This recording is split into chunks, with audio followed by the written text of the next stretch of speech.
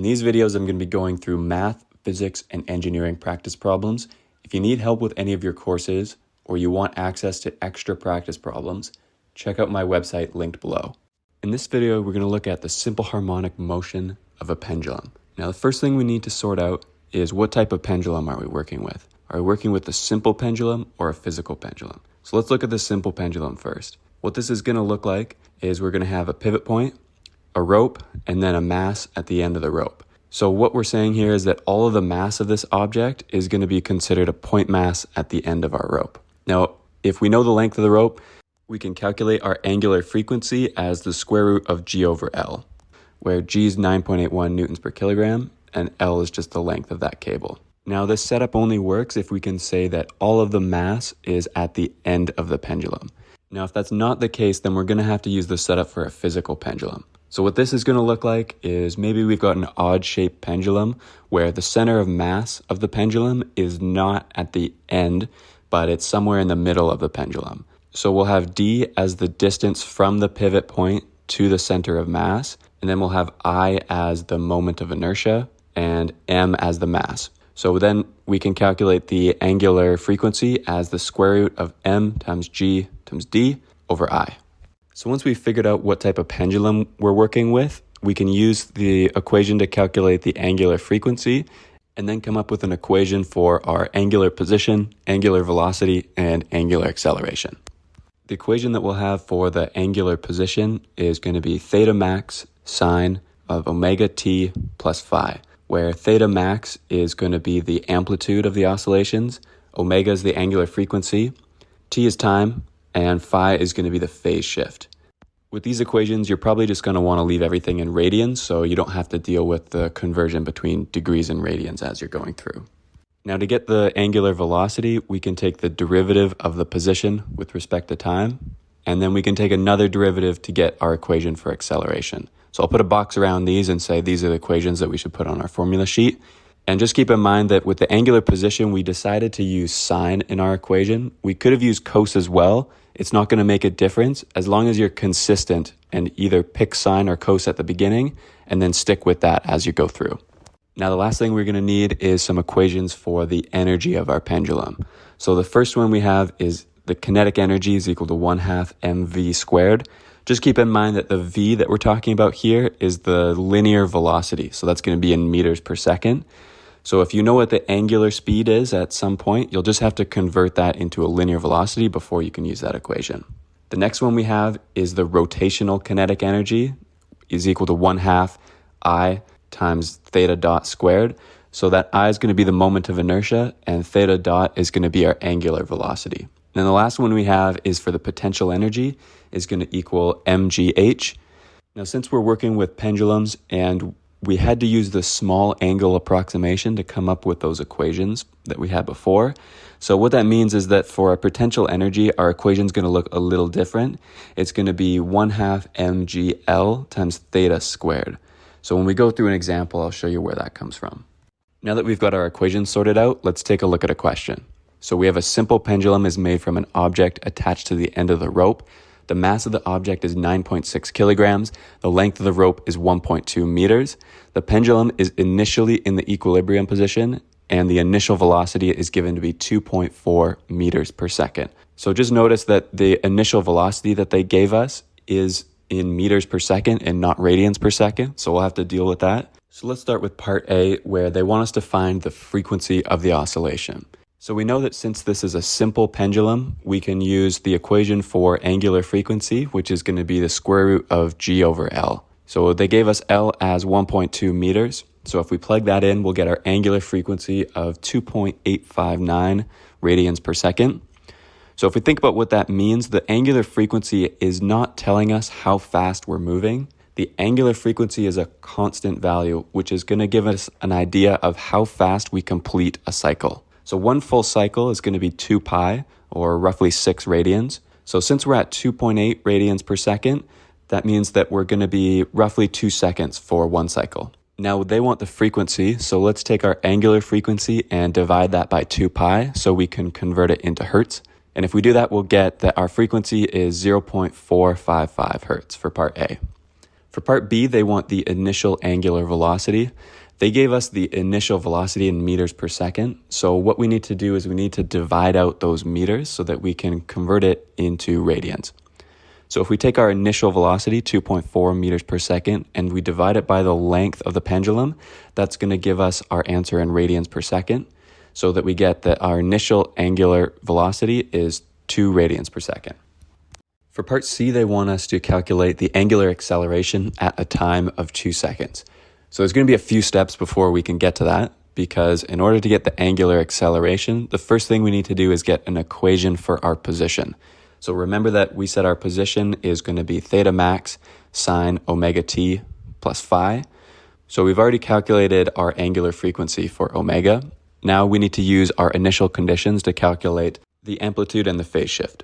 So we know that at a time equal to 0, our initial position is going to be equal to 0. So we can plug t is equal to 0 and the position is equal to 0 into our position equation. What we get is 0 is equal to theta max sine phi. Now, if we divide both sides by theta max, we'll get 0 is equal to sine phi, and then we can take the arc sine of 0 to get phi, and we'll find out that phi is equal to 0. So if we think about that, that should make sense. Our pendulum is starting at 0 and heading in the positive direction initially. So that means that we shouldn't have any phase shift at all since we decided to use sine for our equation. So now our equation for our position turns into theta is equal to theta max sine omega t. So we just need to use one more equation to come up with what that theta max is going to be. So our other initial condition is going to be the initial angular velocity. So if we take the derivative with respect to time of our position equation, we'll get that our angular velocity is equal to the angular frequency times the amplitude times cos of omega t.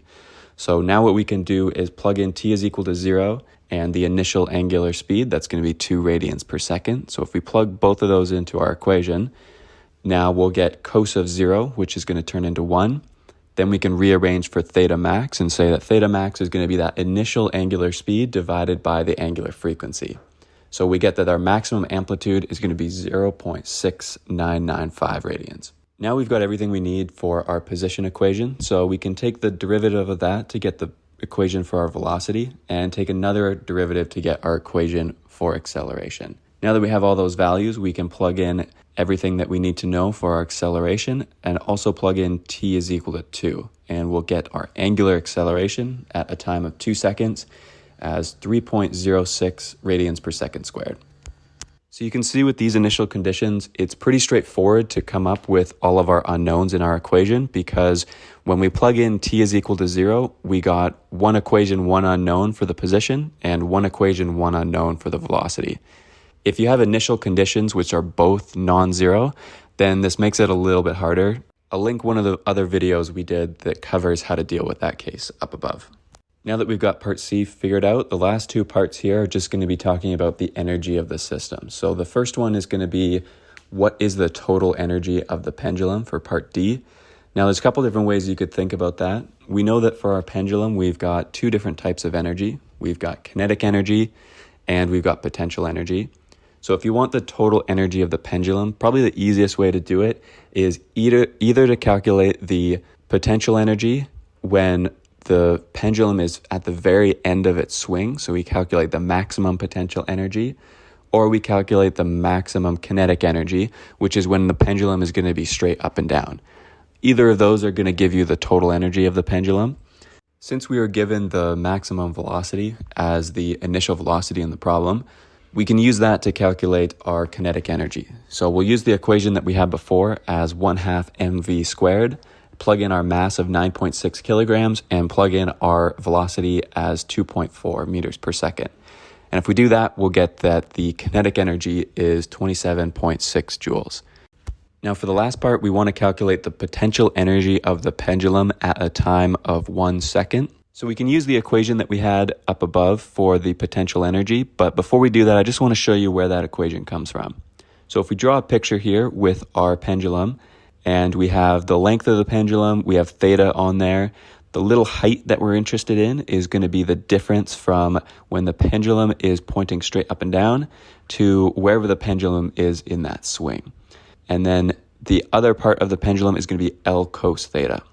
So if we want to figure out what that height is, we can take the total length of the pendulum and then subtract L cos theta to get that little height. Now, the other thing we have to do is use our Taylor approximation for cos theta because we're using small angle approximation. So we'll have that cos theta is approximately equal to 1 minus 1/2 theta. Now, if we replace cos theta with that, then what we'll end up with is our potential energy is equal to 1/2 mvl theta squared.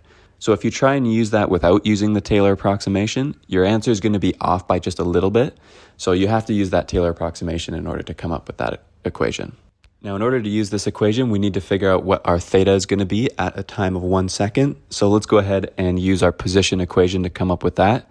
If we plug in our values for our position equation with the time equal to 1 second, then that gives us a position of 0.1951 radians. Now we can take that and plug that into our equation for potential energy. So we'll get 1/2 times the mass, 9.6, g, 9.81, the length of 1.2, times 0.1951 squared. And that gives us a potential energy of 2.15 joules. So let's just back up a bit and think about what our strategy was for this question. So when we see a simple harmonic motion question, the first thing we need to look at is, are we talking about a mass on a spring? Are we talking about a simple pendulum, or are we talking about a physical pendulum? That will tell us what type of equation we can use for our angular frequency. Once we have that, we should take a look at our initial conditions, because that's going to tell us how difficult it is to come up with our equation for our position. If either the initial position or the initial velocity is 0, then it's going to be pretty straightforward to come up with our position equation, because we know that when we plug in our initial conditions, we'll get one equation, one unknown, and we can just solve for our unknowns right away. If the initial position and the initial velocity are both non-zero, then that means we'll have to do a little bit of extra work to come up with our unknowns, because we'll have 2 equations, 2 unknowns, and then we'll just have to combine those equations together to solve for what we don't know. Once we have all of our unknowns solved for, then the question becomes a little bit easier, because now we know everything about our position, our velocity, and our acceleration. We can just plug in whatever time we need to solve for whatever they ask us. That's it for this one. If you enjoyed this video, give it a thumbs up and subscribe to this channel. If you have any questions, drop them in the comments below and I'll answer those as soon as I can.